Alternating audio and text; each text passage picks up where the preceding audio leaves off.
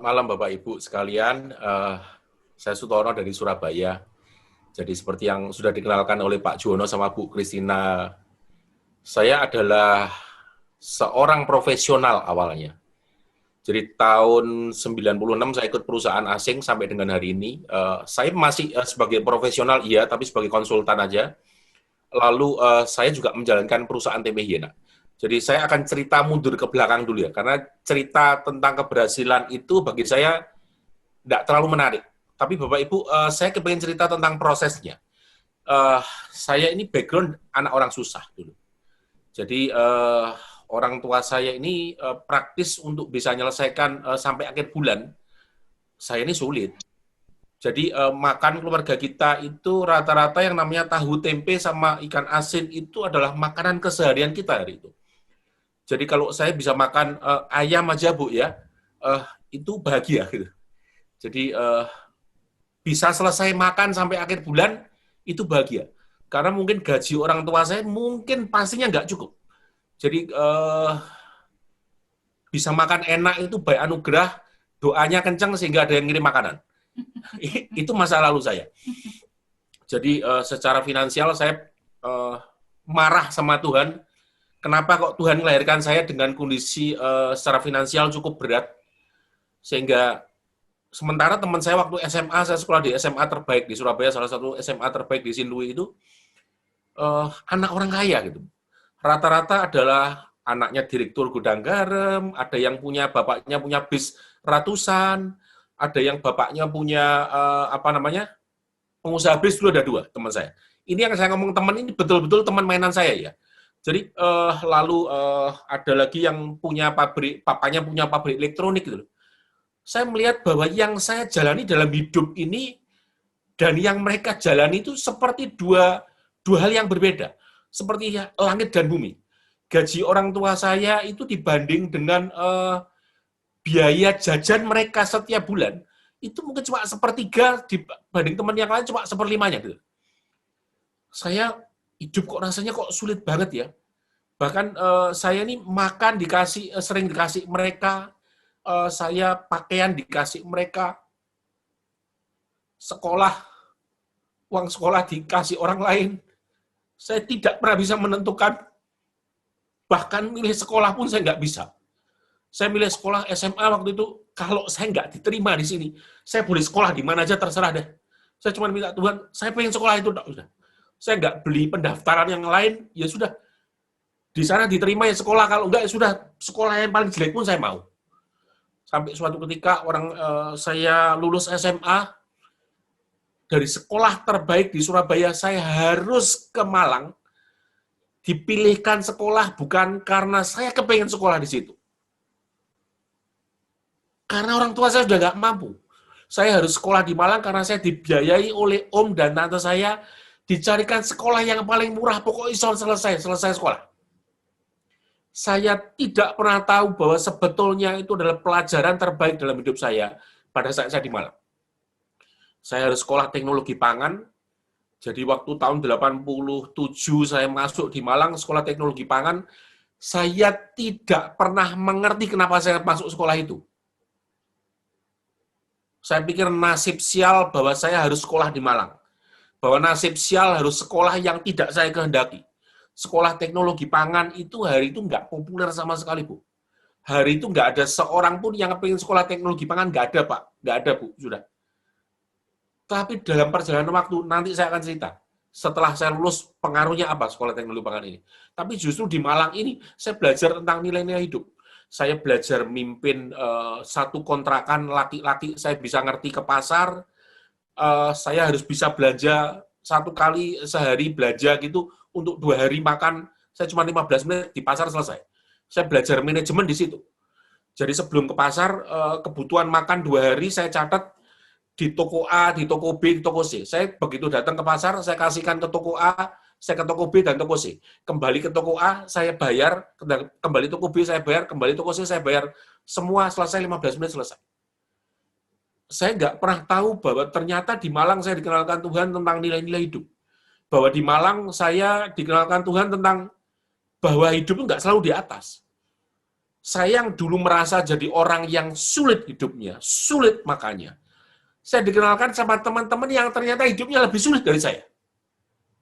Jadi seringkali dalam hidup ini kita merasa kita jadi orang yang paling menderita, orang yang paling hidupnya nggak nyaman.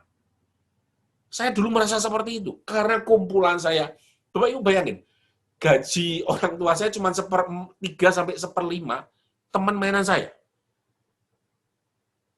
Jadi yang namanya kemarahan sama Tuhan itu, jengkelnya itu sampai orang Jawa bilang tuh jengkelnya di ubun-ubun. Ngapain dilahirkan jadi orang miskin? Nggak ada yang nyaman, nggak ada cerita yang baik yang bisa saya ceritakan. Semuanya isi kemarahan. Jadi saya ini jadi orang yang berontak orang tua saya. Kenapa sih Pak aku mau lahirkan begini? Enak, nggak enak sama sekali. Jadi waktu selesai kuliah, saya kerja di perusahaan trading, lalu 3 tahun berikutnya saya pindah ke perusahaan PMA.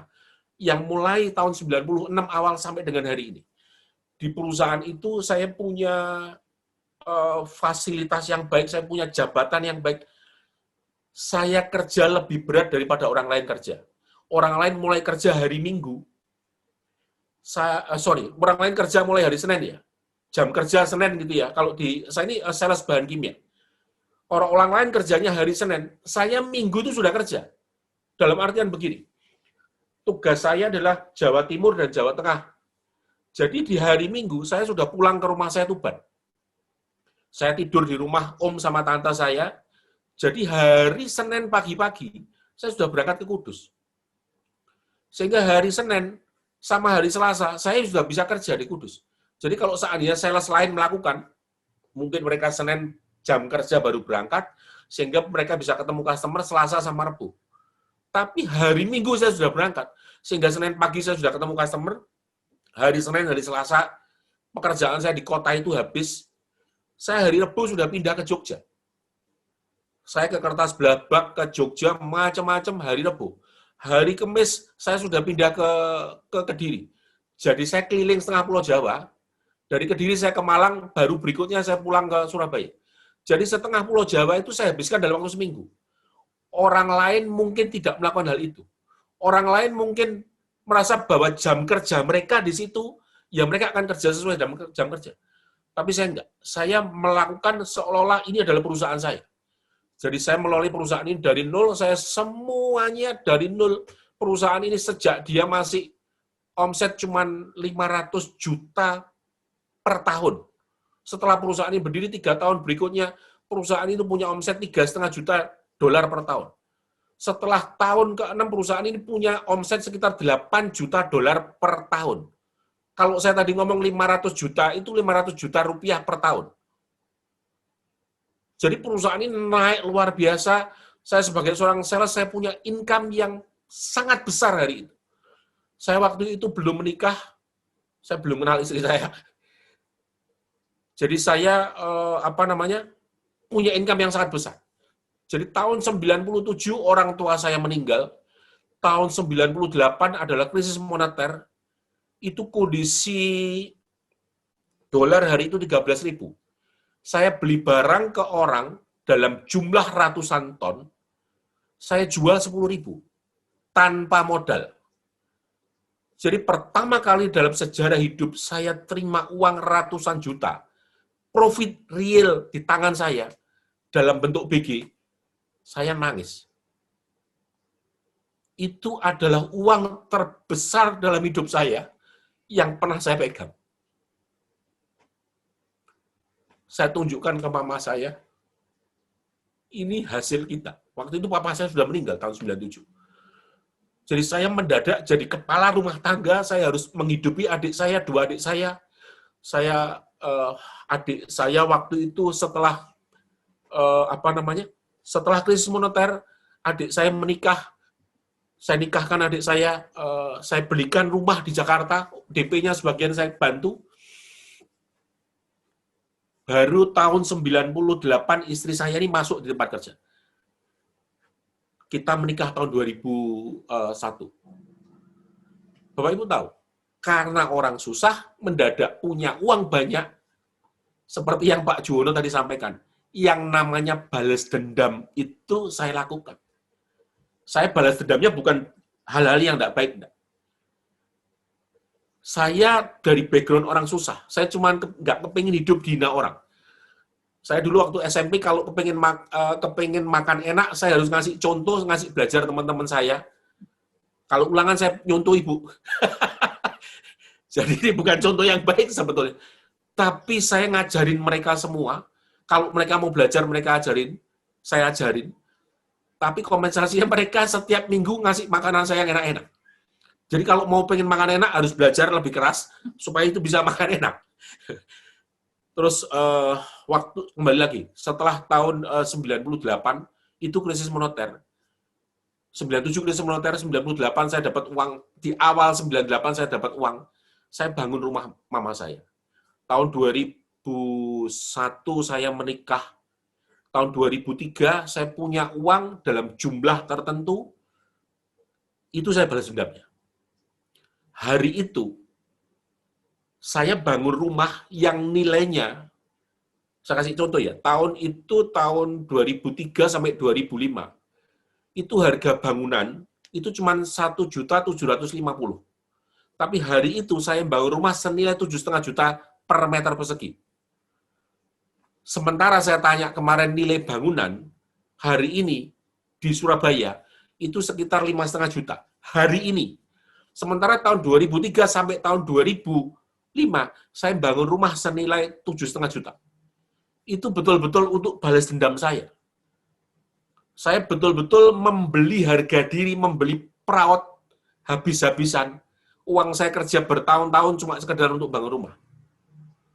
Dan Bapak Ibu tahu, bangun rumah itu istri saya cuma kebagian desain dapur tok. Itu sebetulnya adalah saya orang yang nggak pernah mendengar istri saya. Bagi saya mau bangun semuanya, ini gengsi saya sehingga saya tumpahkan semuanya di situ. Habis-habisan saya tumpahkan di rumah itu untuk gengsi saya. Jadi setelah semua berjalan, di tahun 2010, saya ikut camp yang namanya Sukses Jati. Begitu ikut camp itu saya tahu, mulai sesi awal 6 harta kehidupan, lalu sesi kedua, sesi 2, 3, dan selanjutnya. Saya ini seperti ditemplak oleh Tuhan, saya diingatkan Tuhan, bahwa setiap sesi itu saya seperti orang yang, ini loh kamu, ini loh kamu. Dan dari sesi awal saya ngomong ke istri saya selama ini salah dalam hidup ini.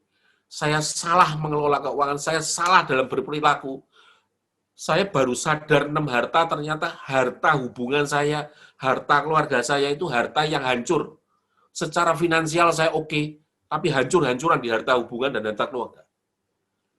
Dan setelah ikut camp itu, saya belum cerita tentang cara kerja saya, Bu ya. Kerja saya dimudahkan, tapi begitu ikut camp itu saya merasa bahwa yang saya lakukan itu tidak sesuai dengan firman Tuhan. Saya bisa melakukan apa saja, saya nggak pernah ada jurus yang namanya halal, nggak ada, Bu. Saya kerja semua jurus halal. Habis-habisan, pokoknya halal kabeh, wis pokok nggak ada, semua saya terabas semuanya sudah, wis. Pokok satu waktu itu yang ada di benak saya, jadi orang berhasil, jadi orang sukses. Tapi begitu saya ikut camp itu, saya tahu, hidup saya banyak yang salah. Hidup saya nggak sesuai dengan firman Tuhan. Hidup saya melukain banyak orang. Hidup saya ngincak kepala orang. Saya kalau ngamuk di kantor, GM saya kalah galak, Bu, sama saya. Jadi saya kalau sudah di kantor, jadi orang yang secara sales, saya nanjak luar biasa. Jadi GM pun tidak ada yang berani dengan kita. Kita jadi orang super di kantor. Jadi luar biasa secara banyak hal, fasilitas semuanya saya diberikan yang terbaik oleh perusahaan. Secara income semuanya sangat baik. Sehingga itu akhirnya saya begitu punya uang, balas dendam, hidupnya nggak karu-karuan. Perlakuan waktu menikah, perlakuan terhadap istri nggak pernah didengar. Istri ini cuma sebenarnya sebagai pendamping, kamu perlu apa tak kasih. Ya. Jadi hubungan rumah tangga saya waktu itu hancur-hancuran sudah. Saya kepingin merubah dia, dia ingin merubah saya. Kita saling merubah, bukan jadi baik. Hubungan rumah tangga pun hancur-hancuran. Di titik tahun 2010, begitu saya ikut camp di KBC, saya ngerti banyak kesalahan dalam hidup saya. Saya waktu itu ngomong, saya mau berubah, saya mau bertobat. Tahun 2011 akhir, saya ketemu dengan om saya. Om saya ini pemilik jaringan rumah makan. Di malam hari itu ditanyain sama dia, 5 tahun lagi dari sekarang kamu mau ngapain? Pertanyaan itu gampang, tapi jawabannya setengah mati. Jadi hari itu kita diskusi dan mengerucut. Jadi om saya mengingatkan gini, kalau kamu mau doing bisnis, lakukanlah bisnis yang untuk jangka panjang, yang dibutuhkan orang sampai sekian puluh tahun atau sekian ratus ke depan. Jadi hari itu pembicaraan kita mengerucut kedua hal, tahu dan tempe. Tahu saya lihat banyak yang sudah branding, banyak pakai mesin. Ibu kalau mau beli mesin tahu, kedelai masuk sampai di packing ada. Tapi tempe tidak ada satu orang pun yang melakukan bisnis tempe. Jadi waktu saya ngomong tobat, waktu saya mau hidup sesuai dengan firman Tuhan, saya mau hidup benar. Ibu tahu, saya waktu nyoba buat tempe, saya setiap kali ketemu orang, saya ngomong, saya mau buat pabrik tempe. Itu afirmasi saya. Padahal saya tidak pernah tahu sekalipun cara buat tempe. Saya sekolah teknologi pangan, tapi saya nggak ngerti cara buat tempe. Justru ini titik baliknya.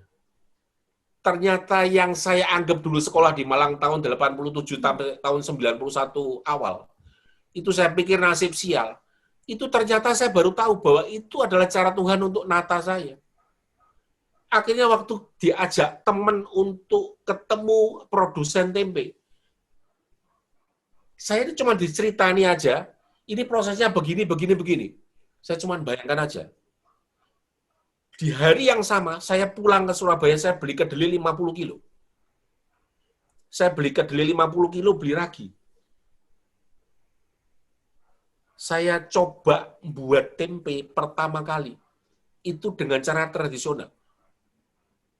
Dengan cara tradisional itu tempe direndam, kedelai direndam, itu yang namanya ngelepasi kedelai, Bu, itu 1 jam 1 kilo. Yang namanya tangan itu sudah tangan udah kisut-kisut nggak karu-karuan. Itu pertama kali kita buat tempe. Dan pertama kali buat tempe, kita cuma sampling aja. Waktu saya sampling, ada seorang bapak yang dapat tempe saya dari adiknya, yang saya kasih sampling tempe, yang kebetulan satu gereja. Dan bapak ini, istrinya itu kena stroke, sehingga dia tidak bisa kerja formal. Jadi bapak ini telepon ke saya, dia cuma tanya begini, Pak, apakah boleh saya ikut jual produk Bapak? Bapak itu akhirnya jual produk kita. Saya mulai bisnis tempe ini dari bisnis yang cuma 1 bulan 90 kilo. Ya, 90 kilo itu kalau saya uangkan, itu nggak sampai 1,5 juta 1 bulan, saya kasih tahu, Bu. Waktu kita ikut camp itu untungnya berdua, suami istri. Jadi ketika firman Tuhan itu disampaikan, Bapak dengar, saya juga dengar. Tapi keputusan bertobat datangnya dari dia. Kemudian dia ngomong, saya mau bertobat. Dalam hati, saya bersorak-sorak ya. Wah, ini Tuhan jamah. Saya bersyukur itu merupakan jawaban doa. Mulai dari awal membangun rumah, ya seperti yang dibilang tadi, saya cuman bahasa Jawanya itu diumani dapur tok, karena itu wilayah kerja saya. Ini dapur, wilayah kerjamu, kamu yang desain, kamu maunya apa. Sudah saya cuman diajak ngomong masalah dapur, itu aja. Ya sudah, saya terima. Yang lainnya ide dia, impiannya dia, semuanya ya sudahlah terserah. Sampai pada akhirnya rumah jadi bingung sendiri. Semua rumahnya penuh dengan ukir-ukiran. Ini gimana meliharanya? Ya, saya bersyukur Tuhan itu adakan pemulihan di dalam keluarga kami melalui camp itu. Sehingga ya lambat laun ya kita banyak perubahan lah. Gitu. Ini sebelumnya camp bisnis ya Bu ya, tapi justru perubahan keluarga kita ada di situ gitu loh. Karena justru di KBC terutama di Surabaya kita ini punya komunitas. Jadi sejak tahun 2010 itu kita punya komunitas dan komunitasnya jalan. Kita berani sharing, berbuka-buka tentang bisnis, tentang keluarga, tentang banyak hal kita buka sama-sama gitu. Jadi di camp itu camp bisnis, tapi ternyata di dalam camp itu berbicara kebetulan banyak orang PS, banyak orang WB, para petinggi PSBB pada di dalam sana semua gitu. Itu orang-orang pentolan PSBB semua yang ada di dalam situ gitu. Jadi waktu kita berubah itu secara mentoring dari teman-teman itu bantuannya luar biasa. Saya tahu kok Pak Roni Sujak sering sharing kok Bu, pernah sharing di tempat kita di gereja kita juga gitu. Jadi betul-betul waktu itu saya ngomong bertobat, itu betul-betul itu jawaban doa dia. Karena bertahun-tahun mungkin dia menderita. Kita ini sampai dalam posisi sama-sama capek. Kita pengen berubah, nggak bisa berubah. Kita seperti orang yang terjebak, tarik-menarik. Karena saya ingin merubah dia ingin merubah saya. Nggak bisa. Saya sadar bahwa saya banyak melukain dia. Saya nggak ditinggal dia aja sudah untung. Orang seperti saya ini, kalau bukan karena dia orang yang sabar, orang yang baik, saya ini mungkin sudah ditinggal. Gitu. Orang laki yang orang Jawa ngomong sakarepe dhewe, saenake dhewe, perilakunya tidak memanusiakan seorang istri, itu luar biasa dampaknya. Sampai, saya kembali ke tempe ya. Oke, sampai waktu saya mau ngomong buat tempe, mulai dari nol, saya waktu starting perusahaan doing business, itu dari nol. Itu betul-betul kita kerja di rumah dari yang 1 hari 1 kilo, 2 kilo, 3 kilo, yang saya ngomong sebulan 90 kilo, uang nggak sampai 1,5 juta. Sementara sebelumnya, saya ngomong 1,5 juta ini bukan profit ya Bapak Ibu, omset. Jadi nggak ada untungnya sebetulnya waktu itu membuat. Saya betul-betul dari nol. Tadi kalau tadi Bu Dewi ngomong ada 150.000, Bu, saya ini cuma omset Bu, nggak pernah untung sebetulnya. Jadi waktu itu saya betul-betul dari nol, saya buat dari rumah, saya buat semuanya sendiri sama istri. Kita pernah istri saya ini sampai nggak ngerti timing, pulang dari pelayanan dari gereja jam 9 malam, ngelanjutin buat tempe. Sehingga pulang di rumah, waktu kita mau jual tempenya, kita asumsikan tempenya nggak jadi. Ternyata buat tempe itu ada proses fermentasi, ada waktu, dan macam-macam. Itu kita nggak pernah tahu dulunya. Sehingga kita waktu jadi tempe kita jual di gereja, loh tempenya kok nggak jadi? Saya bagikan tempenya free. Ternyata bukan nggak jadi, tempenya terlambat waktu itu. Jadi tahun 2013 kita buat di rumah dari 90 kilo sampai tahun 2014 itu 2014 awal. Jadi waktu pertengahan tahun kita mulai beli tanah. Kita lihat perusahaan ini mulai growth. Dari 90 kilo naik ke 2,2 ton setiap bulannya. Di awal tahun 2014. Tahun berikutnya dari 2,2 atau 2,3 naik jadi 4,6. Tahun berikutnya naik jadi 6,4 ton. Jadi kita lihat growth-nya ini luar biasa. Terus satu titik saya ngomong sama saya ketemu waktu di Semarang, saya ketemu dengan orang yang konsultan ISO.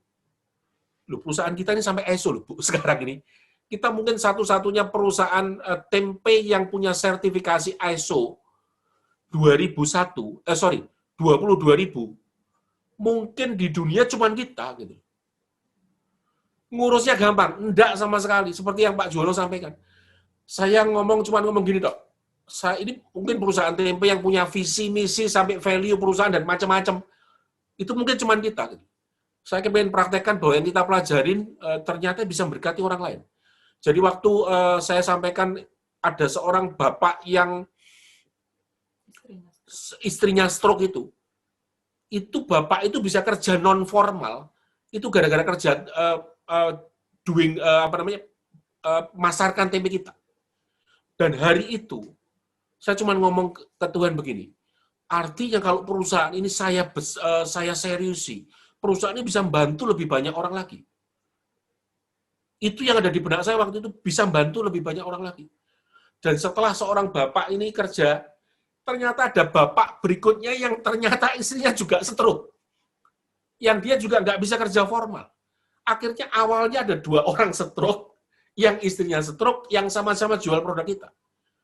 Ada seorang anak pendeta yang begitu selesai sekolah, anaknya diminta untuk jualan tempe, dan dia bisa jualan tempe sampai 300 bungkus per harinya. Jadi saya melihat bahwa dari jualan tempe ini, saya bisa memberkati banyak orang. Lalu saya berpikir, kalau ini kita lebih serius lagi, akan lebih banyak lagi orang kita bisa tolong. Jadi dalam perjalanan waktu, mesin demi mesin, itu kita buat cuma satu yang jadi pikiran kita. Supaya pegawai kita pulang tepat waktu. Karena waktu kita buat tempe di rumah ini, rumah saya buat tempe, itu setiap hari saya buat tempe dari Senin ke Senin, tidak pernah libur, dan mulai jam 8 pagi sampai jam 9, setengah 10 malam, setiap hari. Waktu itu tak pikir begini, ini kalau lama-lama begini, pegawai saya bisa pegatan, bisa cerai semua gara-gara kerja di tempat kita. Kerja jam 8 pagi sampai setengah 10 malam setiap hari. Dianya capek, saya juga capek. Kan nggak mungkin pegawai kerja di rumah belum selesai, saya tinggal tidur. Nggak mungkin. Jadi akhirnya satu persatu saya pilih. Ini pekerjaan mana yang paling sulit? Pekerjaan-pekerjaan mana yang menghabiskan waktu? Pekerjaan mana yang bisa dimesinkan? Jadi akhirnya perusahaan tempe Hienak itu lahirnya mesin demi mesin. Itu sebetulnya lahir karena kepengen buat solusi untuk pegawai kita. Jadi proses packing di awalnya yang buat packing cuma 1.000 bungkus per hari, itu perlu waktu 2 pegawai, sama istri saya, juga sama pembantu, sama kita berlima, itu kurang lebih sekitar 4,5 sampai 5 jam. Begitu saya langsung pikir harus buat mesin ini. Begitu mesin selesai, pekerjaan yang 4 jam itu selesai hanya dengan waktu 20 menit. Satu orang yang masukkan ke mesin, packaging, dan mesin itu begitu jalan 20 menit, pekerjaan yang 4 jam itu selesai dalam waktu 20 menit. Jadi aslinya yang pulang jam 9, setengah 10 itu maju, pulang awalnya jam segitu, maju sampai sekitar jam 5, setengah 6. Akhirnya mereka maju-maju terus. Jadi kapasitas pada saat kita naik, mereka jam pulangnya bisa lebih cepat. Sampai di satu titik, saya masuk ke pabrik, saya pindah lokasi, udah tetangga saya udah marah, udah komplain, Bu. Tetangga saya udah, ini perumahan elit, baunya tempe.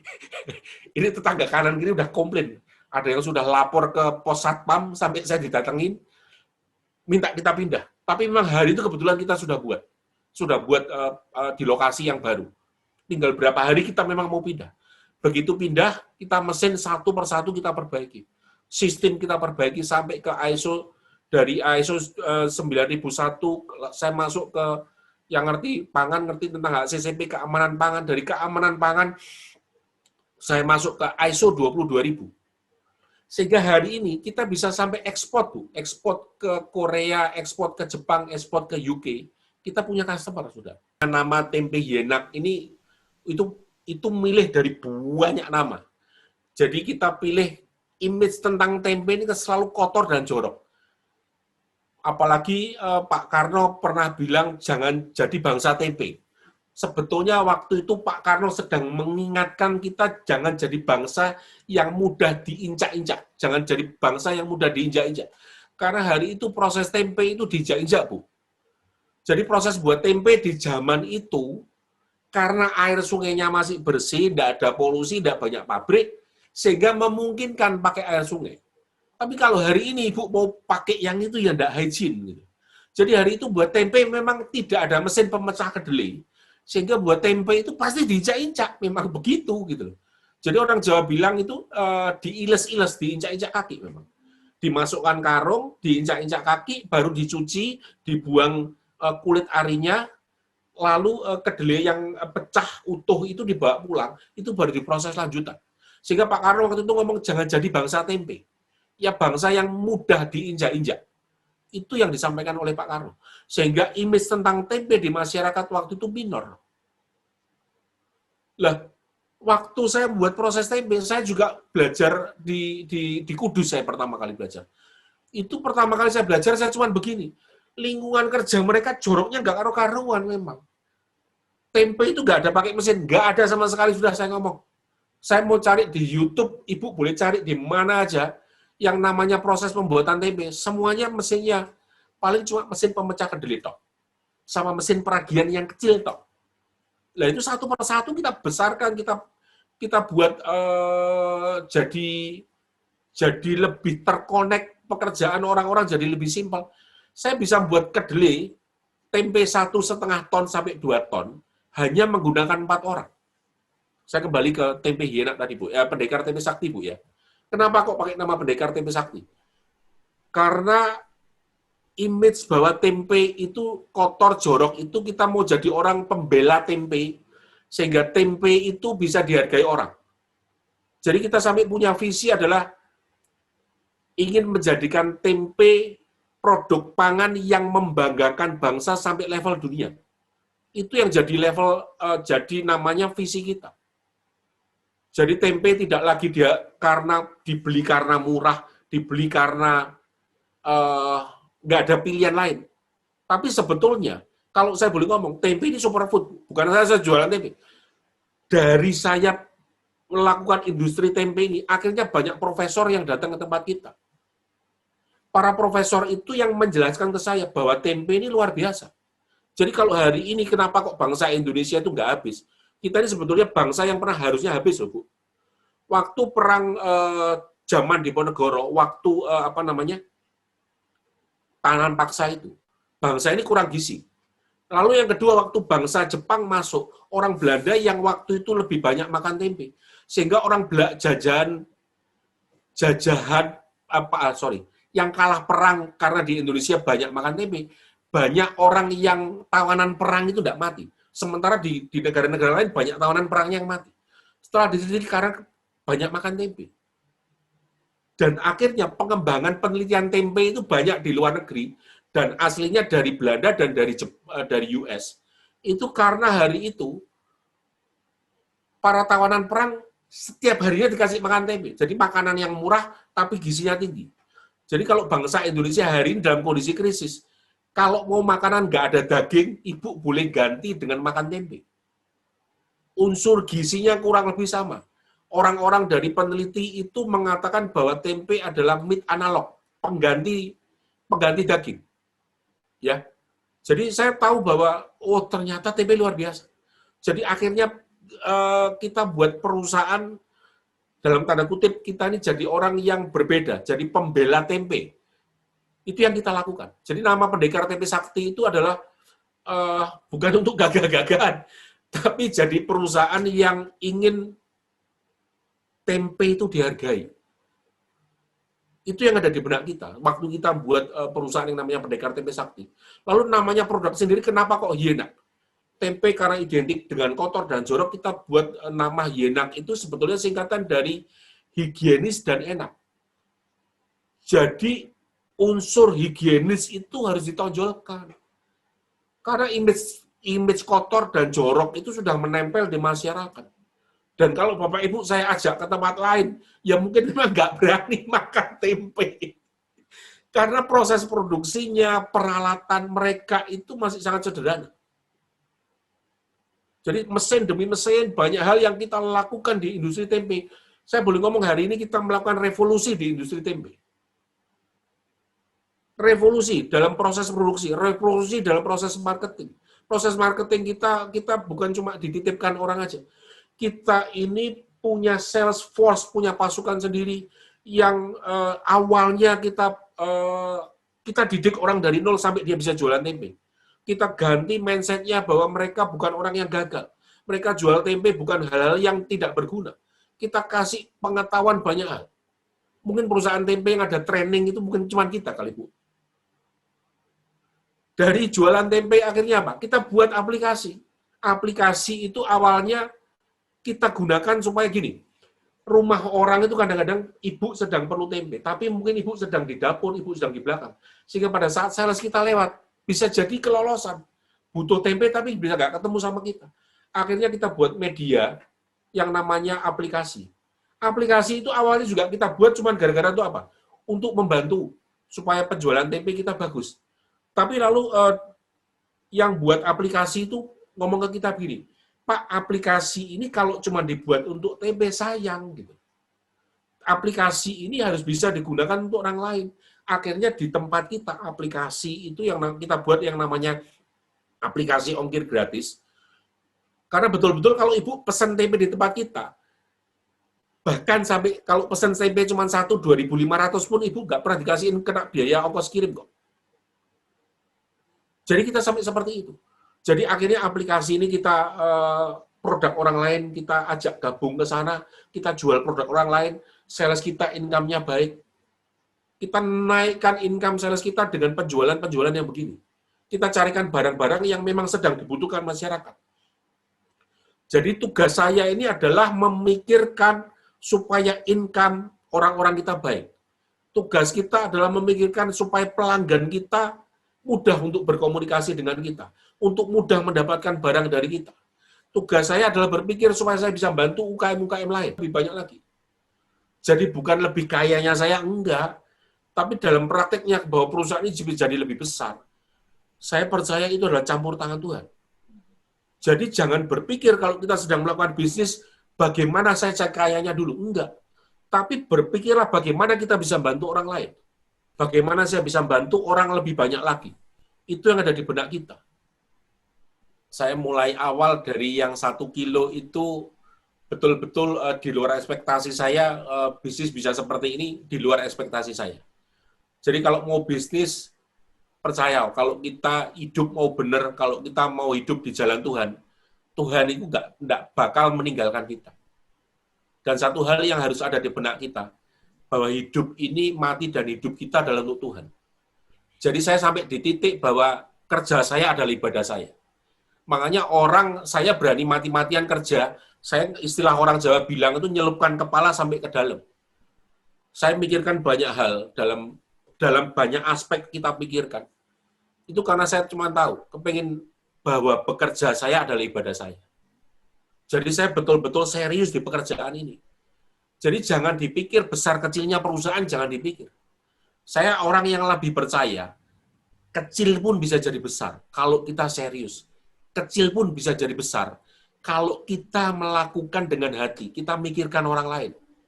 Perusahaan besar pun bisa jadi hilang kalau kita kerjanya nggak serius. Jadi jangan pernah takut perusahaan kecil memulai sesuatu dari kecil, lalu kita dari kecil terus kita menyerah. Jangan begitu. Semua bisnis selalu ada tantangannya, Bu. Mau bisnis makanan, mau bisnis apapun, semua ada tantangan. Tapi satu persatu itu dipikirkan, dicari solusinya. Jadi kalau kita mau memikirkan lebih dalam terus bisnis kita, supply chain harus dipikir, marketing harus dipikir, produksi harus dipikir, finansial harus dipikir. Satu persatu harus dipikir. Dan kalau satu persatu itu kita selesaikan, ya bisnis itu akan growth dengan sendirinya gitu. Ini karena bisnis pertobatan, Pak. Jadi yang namanya tobat itu ya nggak bisa setengah-setengah. Yang namanya tobat itu harus totalitas gitu. Kalau kita nggak totalitas, ya kita nggak tobat gitu. Saya ini dulu bisnisnya kurang lebih yang namanya semua halal itu Bapak kebayang nggak kira-kira? Saya bisa hari Senin sampai hari Sabtu, bisa pakai jadi pendekar hitam, bisa Pak. Hari Minggu saya bisa naik panggung, bisa jadi nyampaikan firman Tuhan. Itu dulu saya seperti itu, Pak. Itu dulu masa lalu saya seperti itu. Jadi waktu saya ngomong saya mau tobat, saya ngomong mau betul-betul mau terjun di bisnis tempe, itu betul-betul saya ngomong, kalaupun Tuhan harus membuat saya dari nol lagi, ya sudah saya lakukan. Jadi nggak ada yang namanya secara manusia capek, mungkin iya Pak. Tapi hari itu saya sudah berketetapan. Mati dan hidup untuk Tuhan, sudah wis. Kalaupun harus hancur lagi, harus habis lagi, saya cuma ngomong gini dok sama istri saya. Kamu siap enggak kalau kita miskin waktu itu? Loh, ini bukan hal yang gampang loh Pak. Saya sudah menikmati semuanya, saya harus turun ke bawah, saya harus turunkan standar hidup sampai di level saya itu. Bapak Ibu di sini mungkin ada yang pernah bermasalah keuangan. Saya pernah sampai enggak berani terima telepon kok Pak. Di titik nadir, saya waktu beli mesin, uang saya habis semua, sudah. Gaya hidup turun, hancur-hancuran, turun ke bawah, sudah. Jadi betul-betul dari nol lagi saya waktu ngerjain bisnis tempe ini. Di level itu saya cuma ngomong sama Tuhan begini, dok. Kalau memang Tuhan mau saya miskin, atau Tuhan mau mengizinkan saya berhasil, itu karena Tuhan, bukan karena saya. Jadi di level itu, saya menyerah, enggak sama sekali, Pak. Saya cuma ngomong, ini pekerjaan Tuhan. Kalau saya harus dari nol, saya harus miskin lagi. Karena saya pengen jadi benar, saya harus jadi miskin. Biar saya jadi orang miskin. Itu betul-betul tantangan saya paling berat, Pak. Saya background orang sulit. Begitu diizinkan Tuhan punya fasilitas banyak dengan gaji yang cukup, dengan semua yang serba cukup. Waktu saya mau ngomong, saya harus mau menyerahkan hidup sama Tuhan untuk jadi orang benar. Oh, itu gak semudah membalik tangan, Pak. Yang namanya bercucuran keringat, yang namanya hancur hati, perasaan semuanya. Di titik betul-betul Tuhan yang hidup dalam hidup saya, bukan saya yang hidup. Amin. Kalau di titik itu, saya sudah, Pak, makanya sudah nyerah sama Tuhan. Jadi, namanya kerjaan itu betul-betul ibadah dalam hidup saya. Jadi orang selalu memisahkan antara hari Minggu dan kita di dunia kerja. Saya mau ngomong justru sama teman-teman di sini. Pastikan di dunia kerja itu pun kita bisa jadi sinar. Jadi terang, jadi kebenaran. Jadi kalau kita jadi terang, jadi kebenaran, kita mau ngomong sama aja siapapun di lingkungan kita, kita diterima kok. Tidak ada seorang pun yang tidak menerima kalau kita kalau kita nyampaikan sesuatu yang benar. Jadi pastikan kalau hidup kita mau jadi benar, mau jadi panutan. Kerjaan itu boleh apa saja lah. Tapi kalau kita mau mulai dengan sesuatu yang benar, jalan hidup kita ditoto sama Tuhan. Tuhan bisa noto kita yang sampai hal yang kita nggak ngerti kok. Saya nggak pernah berpikir kok sampai sejauh ini bisnis ini gitu. Yang lebih saya tahu bahwa saya mau hidup benar sehingga Tuhan yang menata hidup saya. Itu yang saya lebih tahu, Pak. Pernah, Pak, satu proses rusak itu yang mungkin berkali-kali, Pak. Sampai semuanya kita standarkan. Makanya kita panggil konsultan. Waktu itu untuk ISO, sebetulnya adalah untuk mensolusikan. Selain untuk standarisasi, juga untuk mensolusikan. Saya pernah, dulu waktu belum saya standarkan, Pak. Itu yang namanya tempe di hari tertentu bisa nggak jadi loh, Pak. Saya pernah setiap hari apa? Setiap hari Jumat, Pak, tempenya nggak pernah jadi, Pak. Tapi akhirnya saya standarkan semuanya. Itu sebetulnya adalah proses belajar kita. Dalam setiap kegagalan, apakah kita menyerah atau dalam setiap kegagalan, kita mau bertambah naik kelas nggak? Yes. Kalau Bapak tanya berapa kali bonyok, ya berkali-kali, Pak. Bukan 3-5 kali, Pak. Setiap hari tertentu, Pak. Dan itu kejadian sampai 4 kali. 4 kali setiap berturut-turut, setiap hari tertentu. Itu mental saya betul-betul, waduh, saya sudah ngomong, Tuhan iki mau apa Tuhan gitu loh. Saya malu ke customer, saya malu ke sales saya. Saya ngomong ke mereka, customer kamu ganti semua. Kamu kemarin jual kemana, kamu ganti semua, saya ganti semua. Income kamu hari per hari berapa, saya ganti semua. Jadi income dia rata-rata sehari, katakanlah punya income 150 sampai 200 atau 250 ribu. Rata-rata income kamu berapa yang kemarin kamu nggak bisa jualan gara-gara barang rusak, saya ganti semua. Perlu kita membuat standarisasi itu sebetulnya membuat customer kita jadi percaya ke kita. Jadi saya juga heran kenapa kok orang bisa tahu saya. Ada beberapa sharing-sharing juga tentang tempe hienak mungkin dibaca orang. Sehingga orang tahu kita bahwa kita punya ISO 9001, lalu kita naik ke ISO 22000. Jadi kalau Bapak Ibu mau ekspor, itu saya kan nggak mungkin, Pak. Ketemu Bapak ngomong bahwa tempe saya bersih, ketemu Ibu saya ngomong tempe saya bersih. Nggak mungkin. Harus ada pihak ketiga yang sudah diizinkan untuk memberikan label sertifikasi yang menyatakan bahwa tempe kita sudah masuk standar. Jadi kita perlu konsultan, konsultan itu membimbing kita, menunjukkan kita ini yang boleh, ini yang nggak boleh. Jadi yang ISO itu prinsipnya adalah melakukan yang dicatat, dicatat yang dilakukan. Jadi kita konsisten nggak kita melakukan itu. Jadi untuk memastikan tidak ada hal-hal yang tidak diinginkan sampai ke customer kita. Sehingga customer kita punya rasa aman begitu membeli dan mengkonsumsi produk kita.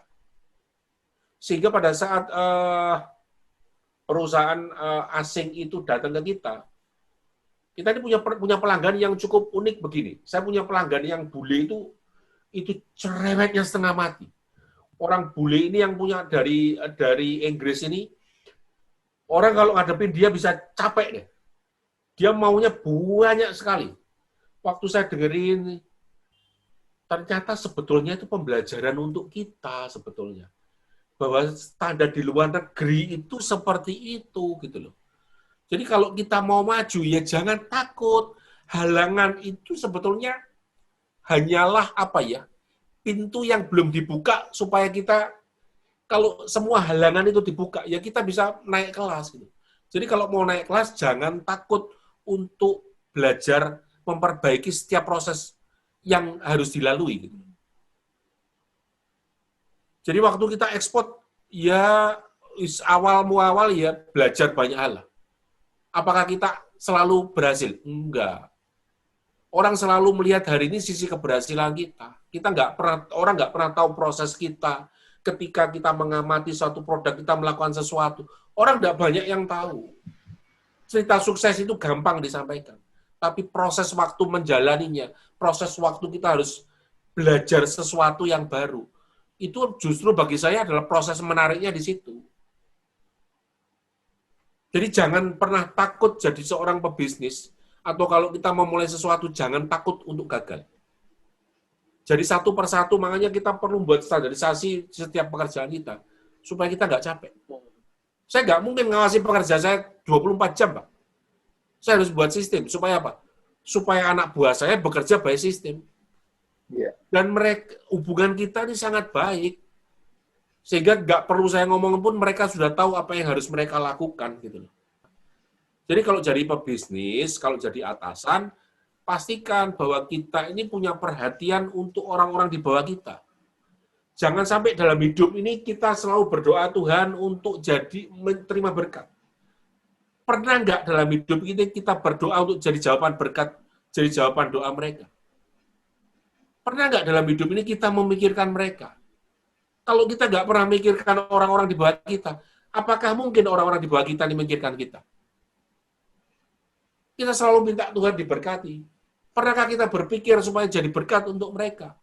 Itulah yang harusnya jadi pikiran kita ketika kita ngomong jadi orang Kristen. Kita jadi panutan mereka betul-betul sampai ke hati mereka, Pak. Jadi menurut saya, yuk jadi orang Kristen, do something, berbeda. Jangan bisnis cuma pikir diri kita sendiri. No. Berhenti cara berpikir itu. Pandangan kita tentang hidup, pandangan kita tentang keberhasilan itu akan mempengaruhi apa yang kita lakukan. Kalau kita tahu bahwa yang kita lakukan ini adalah milik Tuhan, maka kita hidup ini nggak berani sembarangan. Kita hidup akan serius. Bapak Ibu coba perhatikan, orang sekaya-kayanya orang, katakanlah mau punya 1000 hektar sekalipun, kalau dia mati ya semua ditinggalkan ke orang lain kok. Nggak ada sertifikat begitu mati atas nama kita selamanya kok. Nggak ada. Pekerjaan pun juga begitu. Ketika kita meninggal juga akan ditinggalkan ke orang lain. Jadi semua kekayaan dunia, kepandaian kita, semua akan berakhir pada saat kita meninggal. Kalau kita mau jadi berkat untuk orang lain, perilaku kita betul-betul bisa jadi gembala kok. Jadi gembala itu bukan karena formalnya saja.